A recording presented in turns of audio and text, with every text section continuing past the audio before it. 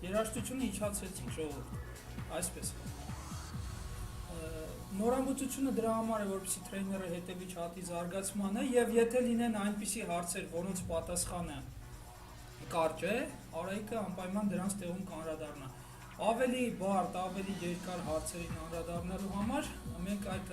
չաթում կզետեղենք, կհավաքենք այդ հարցերը եւ Արայիկը դրանց վերջում կանրադառնա արդեն անվանական։ Այս ամեն ինչը տեղի ունենում փետրվարի 15-ին Excel-ի ստակոմբի կողմից սկսվելիք ֆինանալիզ, այսինքն ֆինանսական անալիզ Excel-ի կիրառմամբ դասընթացի նախաշեմին, որպեսզի դուք կարողանաք եւ ծանոթանալ ֆինանսական հետաքրքիր մի թեմայի եւ պատկերացում կազմել այդ դասընթացների մասին։ Շնորհակալ եմ, արդեն չաթում տեսնում եմ, որ ձայնի հետ խնդիրներ չկան եւ այսպես, ինչպես ասեցինք, դասընթացների նախաշեմին այսպիսի տրեյնինգ ենք նախատեսել, ինձ թվում է ես ավելացնելու բան չունեմ, բոլորիս բարի ժամանց, ձեր հետ մայիսն եմ խոսում, ես կլինեմ չաթում, իսկ Արայիկին հրավիր ենք արդեն նոթբուքի մոտ, համակարգչի մոտ, որպեսզի նա սկսի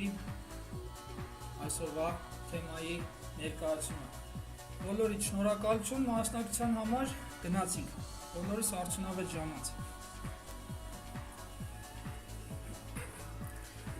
Ես էլ եմ ողջունում բոլորին, այսօր խոսելու ենք ֆինանսներում մեծ կիրառություն ունեցող փողի ժամանակային արժեքի մասին։ Այն բավականին մեծ կիրառություն ունի տարբեր դրսևորումներով, թե ներդրման ներկա արժեք հաշվելիս, թե ծախսերի ներկա արժեք հաշվելիս, թե պրոյեկտները համեմատելիս։ Ընդհանրապես փողի ժամանակային արժեքի մասին խոսելիս մենք երևի թե բոլորս էլ կընդունենք, որ այսօրվա փողը միշտ ավելի թանկ է, քան ապագայի փողը։ Ընդհանրապես ասում են, որ դրա հիմնական պատճառները 3-ն են։ Առաջինը տոկոսներ աշխատելու հնարավորությունը, բոլորս էլ ինչ-որ ձևի ներդրում անելու կամ առնվազն պասիվ եկամուտներ աշխատելու հնարավորություն ունենք, որը ինչ-որ գին ունի։ Այդ պատճառով մենք կգերադասենք այսօր այդ փողը ունենանք եւ ինչ-որ կերպ թեկուզ ավանդի ձևով գումար աշխատել, քան վաղը, եթե գումարի անվանական մեծությունը նույնն է։ Երկրորդ մեծությունը դա ինֆլյացիայի ազդեցությունն է։ Բոլորս էլ գիտենք, որ գումարը ժամանակի ընթացքում արժեզրկվում է եւ այդ պատճառով այսօրվա փողը ավելի թանկ է ստացվում, քան ապագային է։ Երրորդը դա ռիսկի ազդեցությունն է։ Եթե ցանկացած պրոյեկտ, ցանկացած գումար, որը որ մենք պետք է ստանանք ապագայում, բնականաբար ենթակա է որոշակի ռիսկերի ազդեցությանը, այդ պատճառով ավելի ընդունելի տարբերակ է, ավելի ցանկալի է գումարը ստանալ այսօր, քան վաղը։ Այդ հասկացություններին ներկա ապագա արժեք, մինչև դրանց անցնելը փոքր օրինակների ձևով փորձենք առաջ գնալ, կամաց ավելի խորացնելով եւ մեր գիտելիքները եւ մեր օրինակների խորությունը։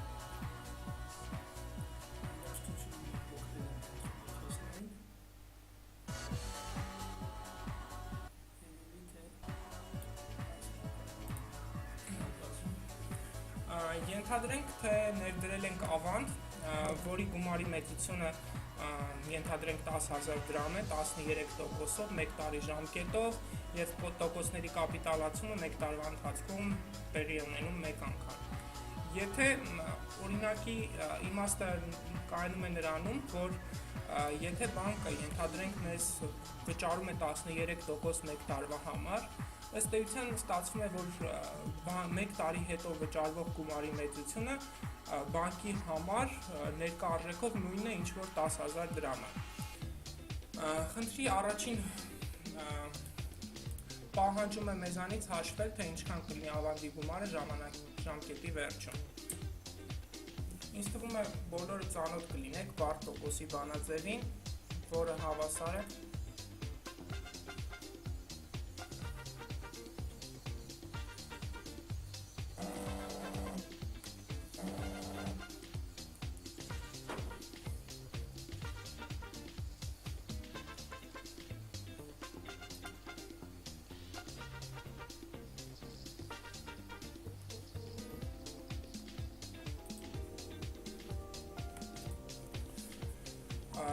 Սա պարզագույն օրինակ էր, որը որ հաշվում էր, որ 1 տարի հետո մեր ավանդի արժեքը կստացվի 11300 դրամ։ Ըստ էության ստացվում է, որ բանկի համար 1 տարի հետո կամ վճարվող 11300 դրամը հավասար է նրա այս պահին ստացվող 10000 դրամին։ Երկրորդ օրինակը մի փոքր ավելի բարդ է, այստեղ պայմանը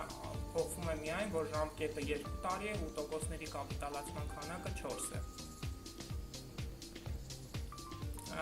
Բանաձևը հավասար է գումարի մեծություն, բազմապատկած 1 գումարած ժամանակահատվածի տոկոս, քանի որ կապիտալացումների քանակը 4 է, այդ դեպքում ժամանակաշրջանի տոկոսը կստացվի 12% բաժանած 4-ի։ Եվ բարձրացրած այդ կապիտալացումների քանակ, քանի որ մեր ժամանակահատվածը 2 է, իսկ 1 տարվա ընթացքում մենք ունենք 4 անգամ կապիտալացում, այսինքն պետք է բարձրացնենք 2 անգամ 4 աստիճան։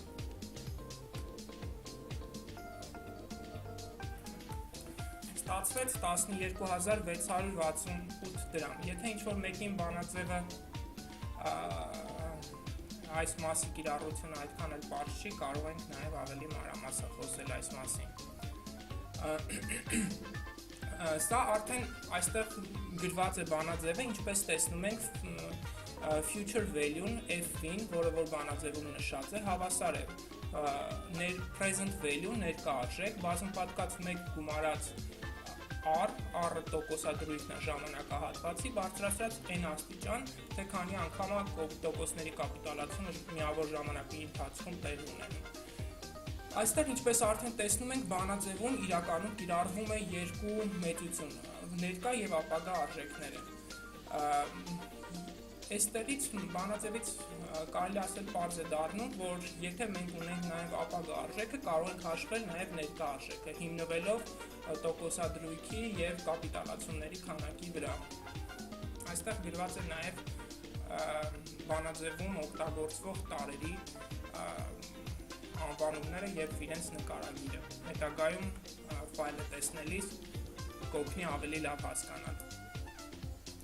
Եթե մենք այս վերևի բանաձևը օգտագործենք, մենք կարող ենք դուրս բերել նաև ներկա արժեքի բանաձևը։ Այստեղ այս մասում մենք ոչ մի բան չենք ավելացրել, ընդհանրապես PV-ն բերել ենք բանաձևի ձախ կողմ եւ PV-ն տարել ենք բանաձևի աջ կողմ։ Ու ստացվել է արդեն ներկա արժեքի բանաձևը։ Այստեղ արդեն մեկ այլ խնդիր ունենք։ Այստեղ խնդիրը պահանջում է արդեն հակադարձ հաշվարկը իրականացնել։ Եթե մենք ունենք, ենթադրենք, խնդիրը պահանջում է ինչքան գումար պետք է ներդրենք, որպեսզի 1 տարի հետո, եթե տոկոսների կապիտալացումը տեղի ունենում 1 անգամ եւ ավանդի տոկոսադրույքը կամ մեր ներդրման շահութաբերությունը 13% է, ժամանակաշրջանի վերջում մենք ունենանք 1 միլիոն դրամ։ Այստեղ արդեն եթե հենց վերևի այս բանաձևից օգտվենք էլ, կարող ենք հաշվել, որը հավասար է 1 միլիոնը, այսինքն ապագա արժեքը բաժանած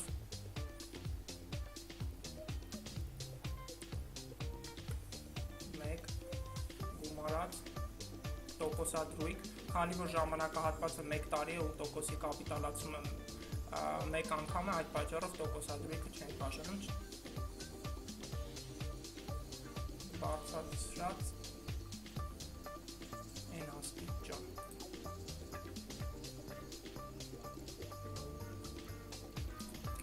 Ինչ ստացանք, եթե մենք ուզում ենք 1 տարի հետո ունենանք 1 միլիոն դրամ, եթե այդ ինչպիսի ու ենթադրենք ավանդի տոկոսադրույքը 13% է, ապա մենք պետք է դնենք 884956 դրամ, որպեսզի 1 տարի հետո մեր ներդրումը ապահովի անվանական արժեքով 1 միլիոն դրամ։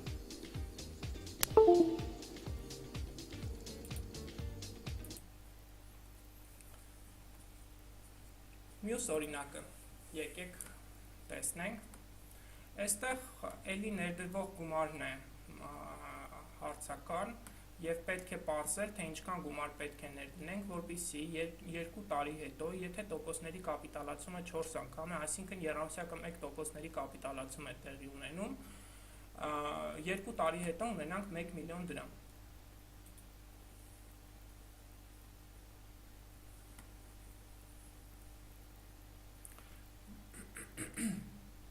Տեսեք, այստեղ արդեն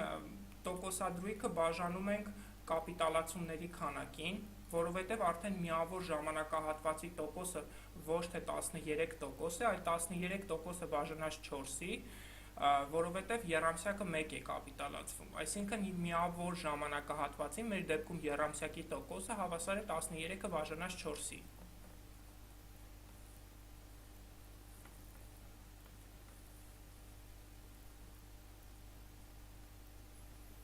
Եվ արդեն n-ը, որը որ ժամանակաշրջանների քանակն է, հավասար է ժամանակ տարիների քանակ, բազմապատկած տոկոսների կապիտալացումների քանակ։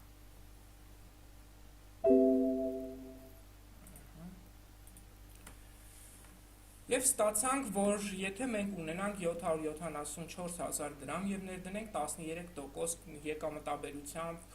ինչ-որ ծրագրի մեջ կամ ներդնենք ավանդ, որը ունի 13% շահութաբերություն, ապա 2 տարի հետո, եթե տոկոսների կապիտալացումը 4 է, ունենանք 1 միլիոն դրամ։ Եթե այստեղ 4-ը փոխենք 12, այսինքն ենթադրենք, թե տոկոսների կապիտալացումը տեղի ունենում ամեն ամիս, ոչ թե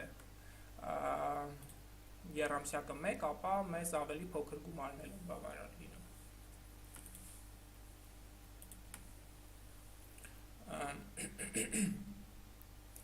Այստեղ արդեն այս մասից սկսած մենք արդեն սկսենք Excel-ային ֆունկցիաների ավելի լայն կիրառություն, մինչև այս ավելի շատ ընդհանուր մաթեմատիկական ակնարկ էր ու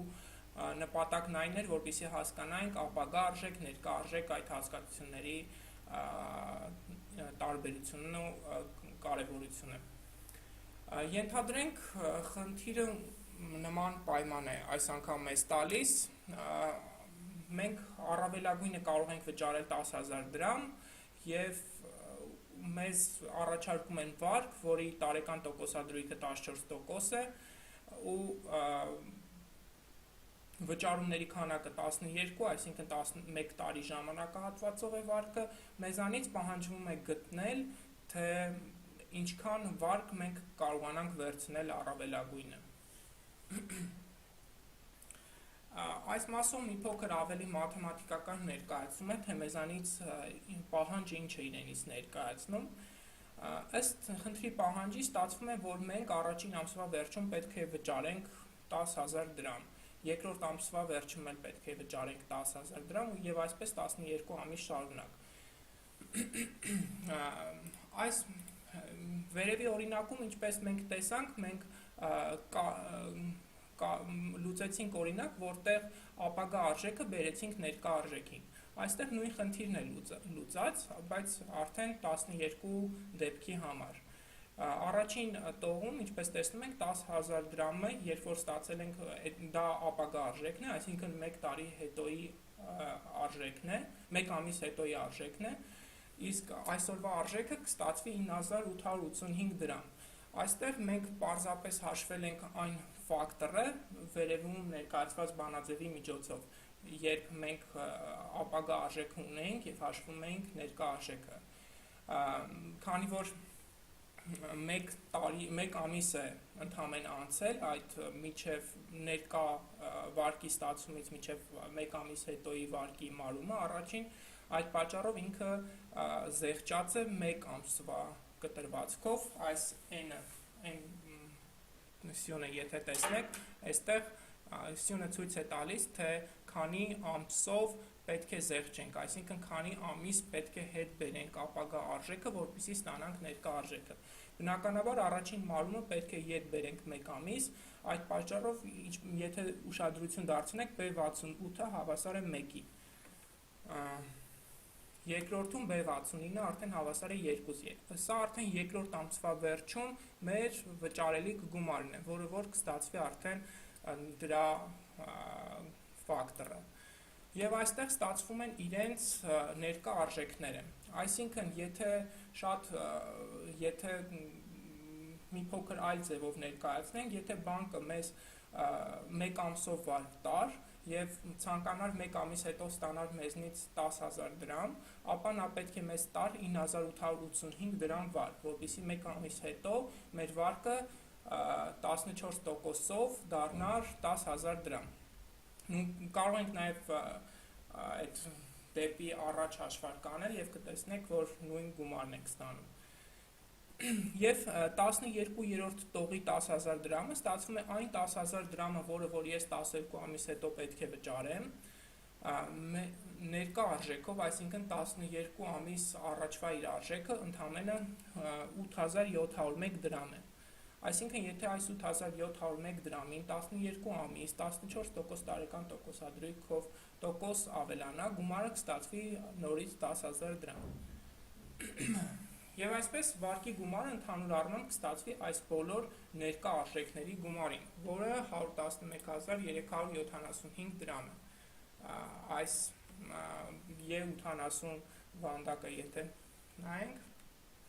այն իրենից ներկայացնում է գումար այս բոլոր ներկա արժեքներին։ Ֆինանսներում կա նաև մեկ այլ հասկացություն, որը կոչվում է annuity factor։ Եթե ապագա վճարումները հավասար գումարով են, մենք կարող ենք հաշվել այս գործակիցը եւ հաշվել նաեւ դրա հիման վրա ներկա արժեքը։ Annuity factor-ը իրենից ներկայացնում է բոլոր այս discount factor-ների գումարը։ Տեսեք, annuity factor-ը ստացվեց 11,13 եւ պետք է ընդամենը մեկ հերթական վճարումը բազմապատկել annuity factor-ով։ Ստացվեց կրկին 111,375 դրամ, ինչը որ առաջին դեպքում էր։ Իհարկե, մաթեմատիկական հաշվարկ իմանալը շատ կարևոր է, սակայն Excel-ում կան գործիքներ, որոնք առավելագույն հնարավորություն են տալիս առավելագույն արագ եւ կրկին ճշգրիտ հաշվել դրանց արժեքները։ Ներքևում պարզապես գրած է annuity factor-ի հաշվարկման բանաձևը, մենք կարող ենք հաշվել ոչ միայն այսպես հատ-հաշվելով, եւ